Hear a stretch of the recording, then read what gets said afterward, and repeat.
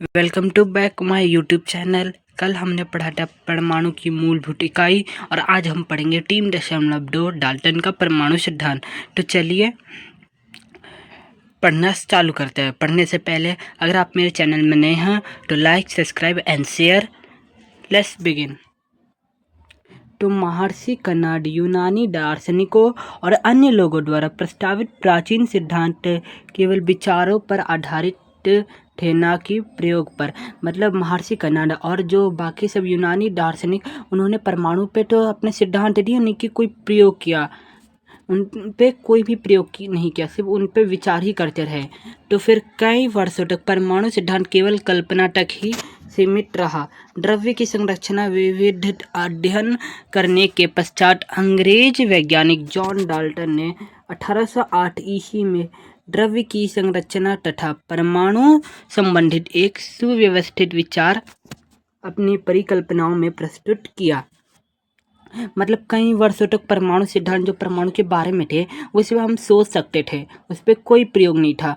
तो अंग्रेज वैज्ञानिक जॉन डाल्टन ने 1808 में परमाणु की संरचना, मतलब पदार्थ की संरचना तथा परमाणु संबंधित, मतलब परमाणु से रिलेटेड एक सुव्यवस्था, मतलब एक व्यवस्था विचार अपनी परिकल्पनाओं में प्रस्तुत किया, जिसे डाल्टन का परमाणुवाद या डाल्टन एटॉमिक थ्योरी कहा जाता है। डाल्टन के परमाणु सिद्धांत की मुख्य बातें इस प्रकार हैं।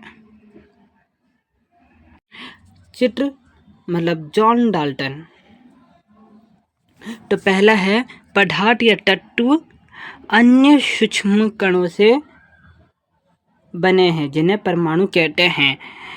तो चलिए हम एक बार इसका एक पूरा फ्लो चार्ट देख लेते हैं या इसका डायग्राम देखते हैं। तो दोस्तों, ये जो नीला नीला गोल सा है ये परमाणु है, और ये जो लाल सा है वो नाभिक है, और ये जो लाल सा और ये हरा सा इसमें निकला है उसे प्रोटॉन कहते हैं।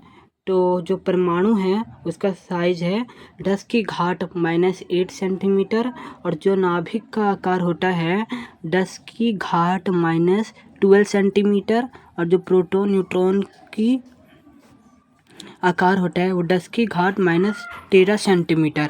और जो क्वार्क मतलब जो क्वार्क, उसकी आकार है 10 की घात -16 सेंटीमीटर। और ये जो चारों चीज़ें दिख रही है वो परमाणु के अंदर पाई जाती है, और इन्हीं चारों से मिलकर अभी परमाणु बना है।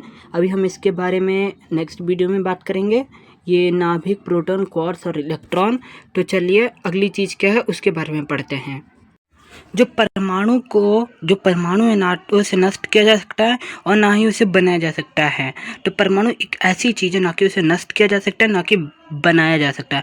परमाणु अविभाज्य होता है। जो परमाणु होता है वो विभाज्य नहीं, अविभाज्य होता है। उसे हम विभाजित नहीं कर सकते, क्योंकि परमाणु इतना सूक्ष्म होता है कि उसे देखने में बहुत दिक्कत होती है। सूक्ष्मदर्शी से जो है, सूक्ष्मदर्शी माइक्रोस्कोप, उसकी मदद से हम परमाणु को देख सकते हैं।